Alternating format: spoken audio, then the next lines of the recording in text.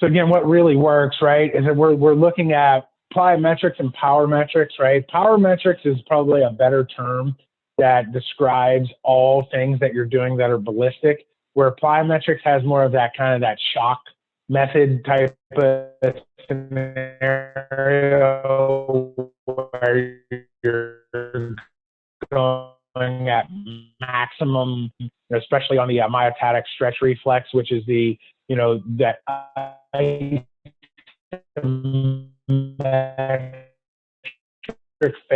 trying to make that phase as short as possible.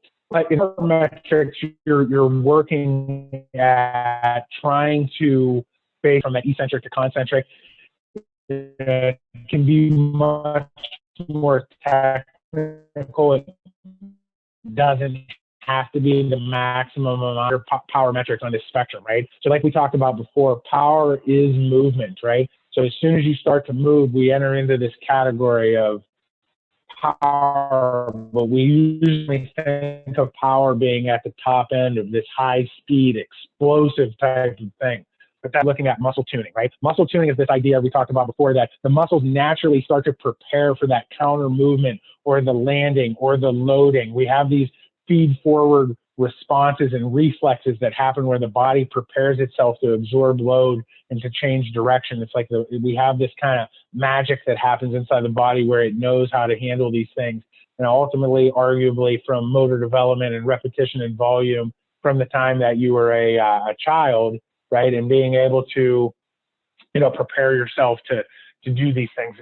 And we talked about before is, the differences with orthotics and shoe types and the thicknesses as well dampens this tuning effect, which doesn't allow the muscles to be prepared for that counter motion or absorbing the force, right? So it's, specifically train this is for whatever functional situation that you're working with, because this is one of the most important things for preventing injuries and increasing performance, right?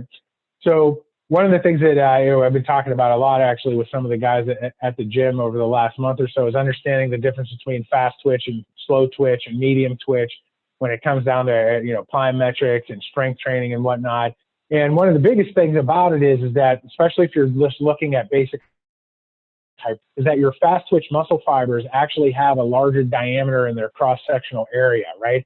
And they also have a larger motor unit, which is going to recruit more muscle fibers, right? So we want to look at directing our programming at trying to increase the recruitment of our fast twitch muscle fibers and our medium twitch. Also, as we increase our slow twitch muscle fibers, they'll tend to compete for space with our fast twitch muscle fibers, plus they're smaller in diameter and they have less of a motor as well attached to them.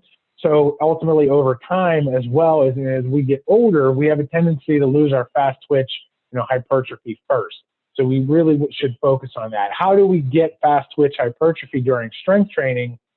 Is a really interesting thing. And from the literature, what it shows is that, like on a set of 10, for example, you really start to recruit most of your slow twitch muscle fiber on the first set of 5, or the first 5 reps, and then as you get into 8, you start getting into those medium, twitch muscle fibers. And then on 9 and 10, on the 9th and 10th rep, in the last 2 reps or so, right, you're starting to get into this fast twitch muscle fiber recruitment. But if you're doing a slow exercise, you got to be careful, because you may start teaching those fast twitch muscle fibers to start mimicking more of a slow twitch, presentation.